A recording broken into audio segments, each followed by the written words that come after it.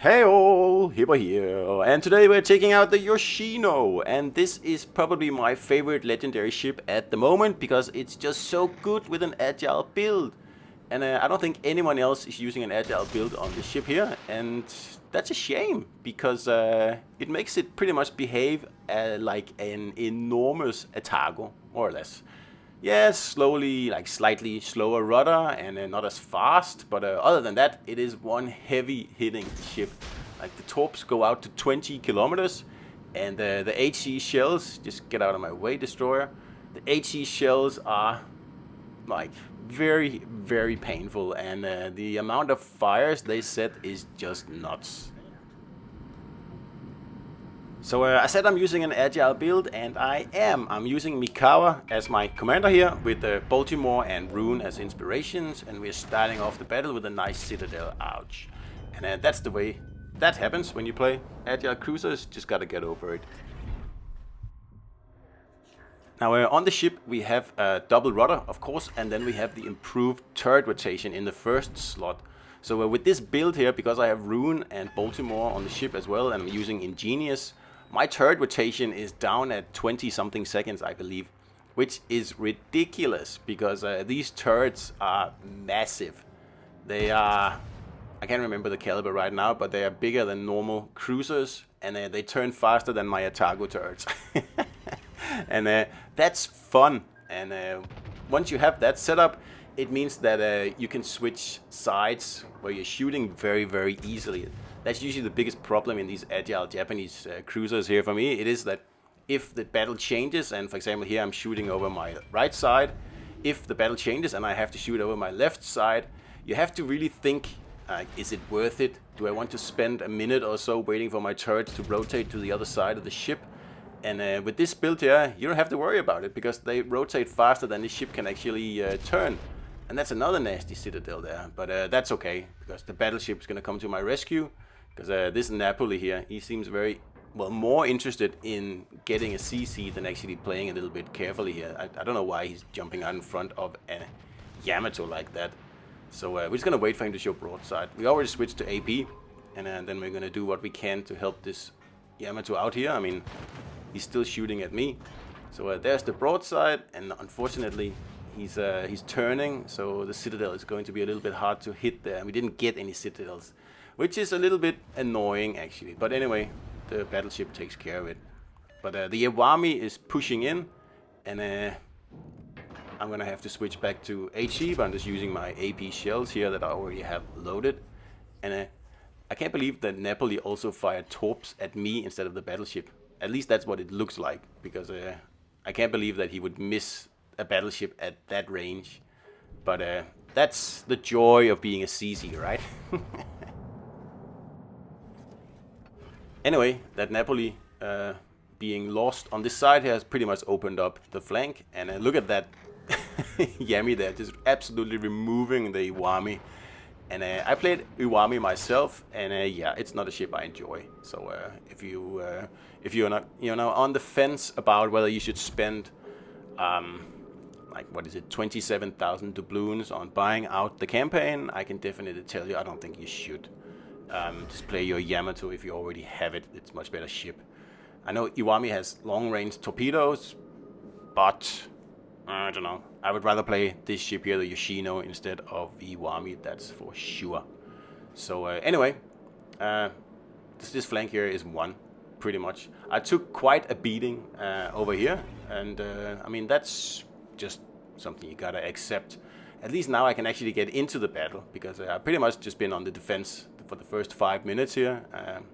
At least there's been no destroyer, just lurking, keeping me spotted all the time. That usually happens. And there's still a Kurfürst over here, and that's annoying.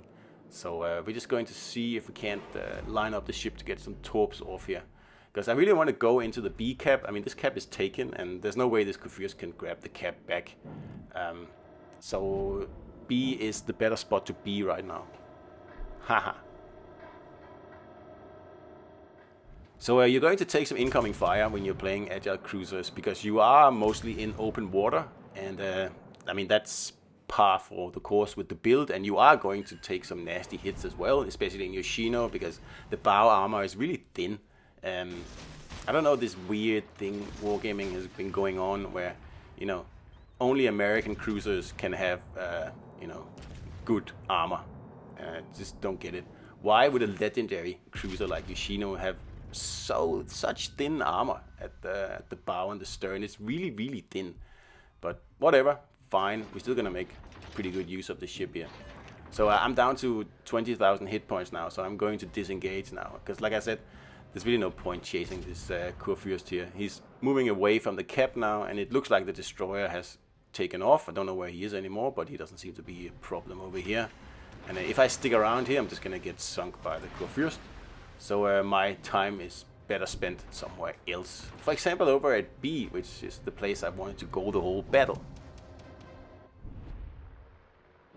Now, if you have Yoshino and you're getting a little bit tired of sitting behind a rock slinging HE at battleships, then try an agile build on it. I mean, just for once to see if it's anything that you like, because I just enjoy the absurd movements of the ship here, because it's incredibly long. It's a very, very long ship, and the rudder is so fast that the physics in the game are just struggling to make this look anywhere like plausible. Because I think the turning radius is about 1 kilometer, and I think I have just under 3-second rudder on this ship here, and having to turn this very, very long ship, it's almost as long as a Yamato, and you know, do it with a 3-second rudder. Yeah, it means that the stern is going to have to turn very, very quickly, and it just looks a little bit silly, but that's okay. I like that. That's fun. Breaking the game is fun. And I mean, if you're into, you know, setting fires and all that stuff, you can put a sure lane Atago on this ship here. And you're gonna have one heck of a fire starting machine, I can promise you that. But you are giving up the fun play style of having this ship with an agile build, and it's just not for me. I realize most people play it with a different build, and good for them, they do that. That's excellent. I do my thing, they do their thing, and now the destroyer is coming to my help, to my aid here, which is nice, because it was gonna be a long-winded battle burning down that other Yoshino. So we always say thank you to our teammates when they do something to keep us alive.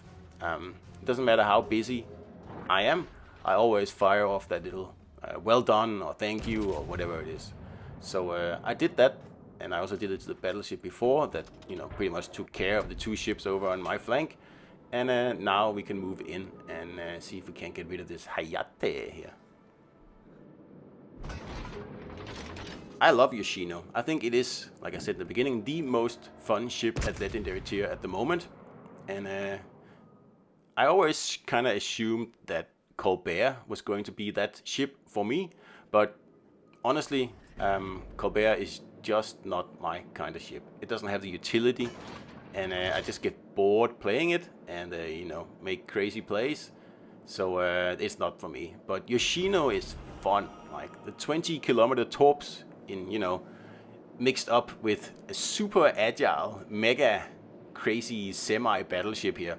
It's really fun. And you see, you can only go, you can almost go 40 knots in this thing here. And I also put one of my legendary upgrades on this ship. I don't remember which one. I guess it could be the reload, I suppose, or the range. I don't know. It doesn't really matter anyway, because there it is. So Yoshino, you cannot pick this ship up anymore. It was a reward back at Christmas, but if I know wargaming, which I do, then I'm assuming that we'll get the ship in some other way later in the year, perhaps. Sometime down at summertime, it'll be available for global XP or something. I kind of hope that, because it's a great ship, and I wish more people had the opportunity to use it.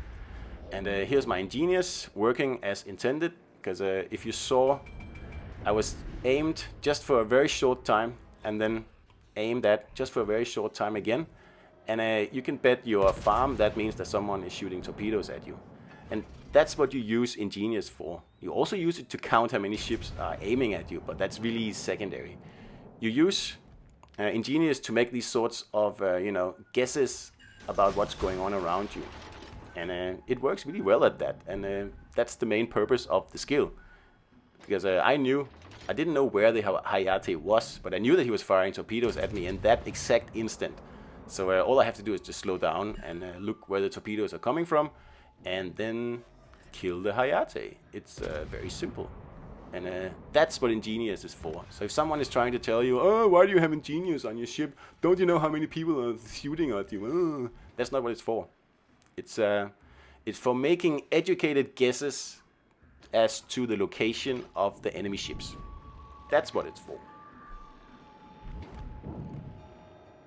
Alright, it looks like it is carrier farming time now, and I am purposely shooting HE here because I want to see if I can citadel the carrier with my HE, because I've noticed that doesn't happen very often in Yoshino, and I'm kind of wondering why that is. I mean, of course I could change to AP and probably one-shot this thing here, but as I said, I have a little bit of experimentation to do here, because we are going to win this battle here. There's only 2 red ships left, so we're going to farm this thing here for a little bit.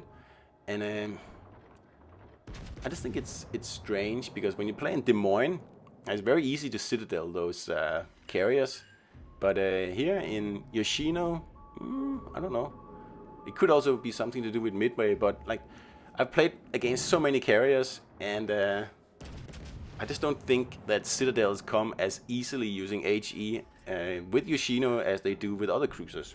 And I don't know, I might actually ask Prince Blip about it, if there's any reason for this, or maybe I'm just unlucky. Who knows? I mean, it's impossible to tell in this game here, because there's so much, like so many variables involved, and random number generators and all that whatever stuff. So you can always just have like an inkling and then think, oh, I'm thinking this is what's happening, and that was a triple fire. They're like, what the?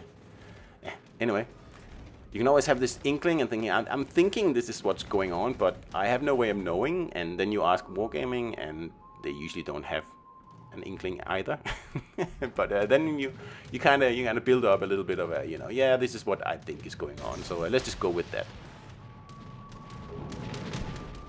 So that was a pretty easy end to the battle here, where I got a lot of damage just by, fiddling around with this carrier here, and a bit of XP, capping a cap that we didn't really need to cap. But in the end, we still get the high caliber Confederate, and we also get a Dreadnought. And that's pretty obvious, because I've used all my heals, and I'm down to only 4,000 hit points here. So we're just gonna dodge these torps here. We get the carrier, and we just miss out on a cap. That's unfortunate, but still. So that was an agile Yoshino, my favorite legendary ship at the moment, and highly recommended. So yeah, hope you enjoyed it, and see you out there.